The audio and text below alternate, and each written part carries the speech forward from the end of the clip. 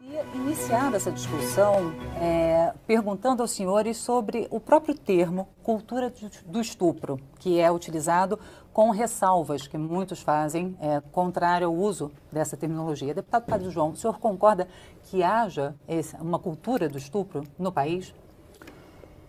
Fabiana Mello, obrigado pelo convite. Acho que é importante, enquanto homens, a gente também fazer esse debate. É muito importante. E em relação à pergunta, acho que a pior situação para uma pessoa é tipo que ela esteja com um tumor e ela ignore isso. Ela ignora a doença, ela ignora, não aceita que está com aquele problema. E a opinião do senhor, deputado Eduardo Bolsonaro? Eu discordo em parte aqui porque eu acredito que no Brasil não existe a cultura do estupro. Se nós sairmos às ruas e perguntarmos para homens e mulheres o que merece um estuprador, certeza, o mais suave vai falar que merece ali uma prisão perpétua, quando não, frequentemente, uma pena de morte. É um crime que é abominado tanto por homens quanto por mulheres. A gente entende que uma mulher estuprada, para ela voltar a ter relações sexuais, para ela construir uma família ou voltar à sua vida normal em sociedade, ela sofre ali um karma que carrega para o resto da vida consigo. Porém, o Congresso Nacional vira as costas para essa vítima, quando não coloca adiante aqui projetos que tratam, por exemplo, da castração química de estupradores. Projetos que aumentam a pena para aquele que estuprou uma vulnerável, assim entendida menor de 14 anos, para que ele passe mais tempo na prisão e menos tempo reincidindo no estupro em sociedade. Projetos esses, que eu acabei de falar, de autoria do deputado Jair Bolsonaro. E é exatamente por isso que não vão adiante nessa casa. Assistimos recentemente a Comissão Geral, presidida pela deputada Maria do Rosário, com relação à cultura do estupro.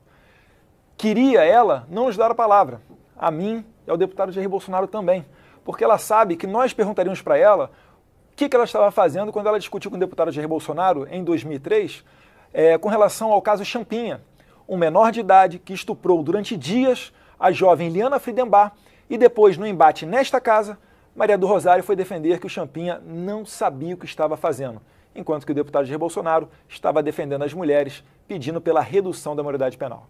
Obrigada, deputado Eduardo Bolsonaro.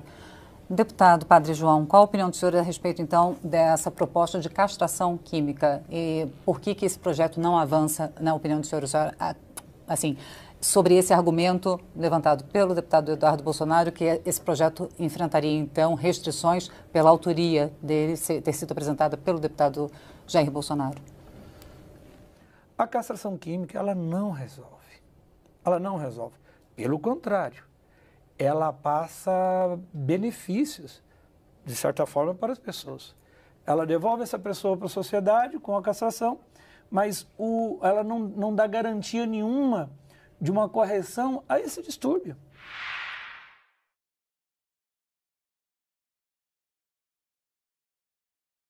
A esse distúrbio da pessoa. Ela voltará num convívio da sociedade, podendo ser mais agressiva, se não tiver sofrido a castração química. Porque o que nós percebemos, estupro, inclusive coletivos, com usos de objetos de forma absurda. Então, é uma falsa solução para um problema muito mais profundo. São pessoas que também precisam de tratamento, são pessoas que também precisam de tratamento, são pessoas que também precisam de tratamento, são pessoas que precisam de uma série de ações, né, para tentar garantir, isso mais a médio e longo prazo, um convívio social respeitoso. Então, todos os dados mostram que a castração química ela é um equívoco e não resolve o problema.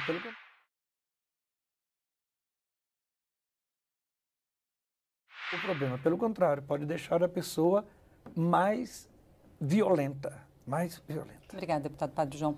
Queria colocar para os senhores, assim, se há ou não uma cultura do estupro, há uma percepção, na opinião dos senhores, de que no país, o país é ainda uma sociedade machista, que enxerga a mulher como podendo ser propriedade do homem, em um país onde a mulher fica em uma posição vulnerável quando anda sozinha. O Brasil já foi considerado, inclusive, por órgãos de comunicação estrangeiros, como um país onde uma turista estrangeira não fica segura sozinha. Foi colocado como sexto país. Isso daí, na verdade, não só mulheres, mas homens também. Ninguém tem tranquilidade para andar de madrugada pelas ruas no Brasil devido à crescente violência. Então não é uma questão de cultura de estupro de mulher, é uma questão de punição, é uma cultura de violência, que é sim fruto de uma cultura de impunidade que nós temos. Por exemplo, falou recentemente também na comissão presidida pela deputada Maria do Rosário, que postergou os oradores, deu e prorrogou o tempo deles à vontade para que se iniciasse a ordem do dia, manobra que nós conhecemos aqui, porque iniciada a ordem do dia, os deputados não falariam. Mas tudo bem, o Jair Bolsonaro ele foi ofendido, tem direito regimental a 1 minuto de resposta. Mas vamos lá. O promotor, por exemplo, Thiago André Pierobon de Ávila, promotor de justiça do MPDF, aqui do DF, de onde falamos. Ele é contra, por exemplo, o PLC 7. E ele alegou que não se pode combater a cultura do estupro violando os direitos humanos. Mas o que diz o PLC 7? O PLC 7 passa as atribuições do juiz com relação às medidas protetivas da mulher. Passa ela para o delegado também. Será que o delegado não tem conhecimento suficiente para encontrar uma mulher ali, um olho roxo, e decretar que o marido não pode se aproximar dela, ou seu agressor familiar não pode se aproximar dela num raio de 100 metros? Será que a gente vai continuar devolvendo essas mulheres para casa para, de novo, com o seu agressor, tomar mais pancada só porque o promotor não quer passar essa atribuição para os delegados? Numa picuinha estritamente institucional entre magistratura e MP contra os delegados?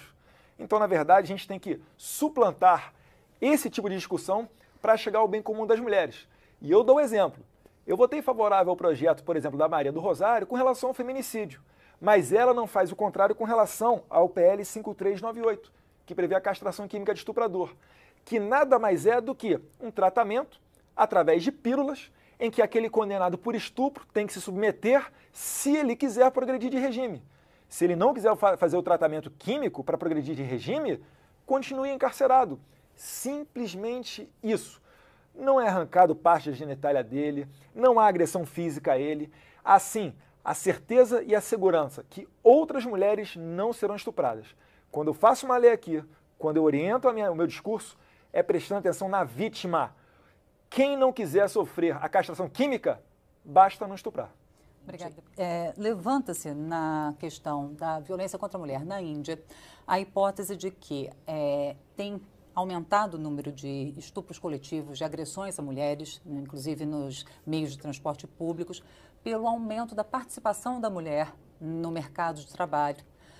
Queria saber se, na opinião dos senhores, pode acontecer a mesma coisa no Brasil. Ou seja, na medida em que a mulher sai do espaço interior, sai de casa para ter uma atuação maior, uma atuação política, uma atuação no mercado de trabalho, uma atuação social fora de casa, no que é considerado o espaço tradicionalmente dominado pelo homem, possa haver uma reação agressiva e muitas vezes essa agressão seja violenta, seja o estupro. Opinião dos senhores, deputado Eduardo Bolsonaro. Eu acredito que não. Como eu disse, no Brasil não existe cultura do estupro. Existe sim uma cultura da violência e uma cultura da impunidade. A mulher, o lugar dela é onde ela bem entender. Eu vim da Polícia Federal. Na Polícia Federal havia mulheres. E todos que trabalhavam lado a lado com elas, absoluta certeza, abominavam qualquer tipo de violência contra a mulher. E, inclusive, nós as protegíamos, se fosse o caso, e elas também me protegiam nas ações policiais. E é por isso também que eu prego contra o Estatuto do Desarmamento. O homem covarde, ele vai abusar de alguém que seja fisicamente inferior a ele. Agora, com uma arma na cintura, com certeza esse homem não vai se meter a valentão para cima dessa mulher. Com relação à Índia... Se a mulher estiver armada. Se a mulher estiver armada. Obrigado, Fabiana. Questão da Índia. Nós temos que ver esses dados, a fonte deles. Existe instituição aqui no Brasil falando que o estupro, mais de 500 mil mulheres por ano no Brasil são estupradas. Se nós pararmos para pensar que temos uma população de 200 milhões de habitantes, vamos arredondar, metade delas de mulheres, 100 milhões de mulheres. Com 500 mil estupros por ano, em um par de anos, em 2 anos, 1% da população feminina terá sido estuprada no Brasil. Ou seja, é um dado notoriamente falacioso. Eu sei que o estupro é o chamado crime de cifra negra.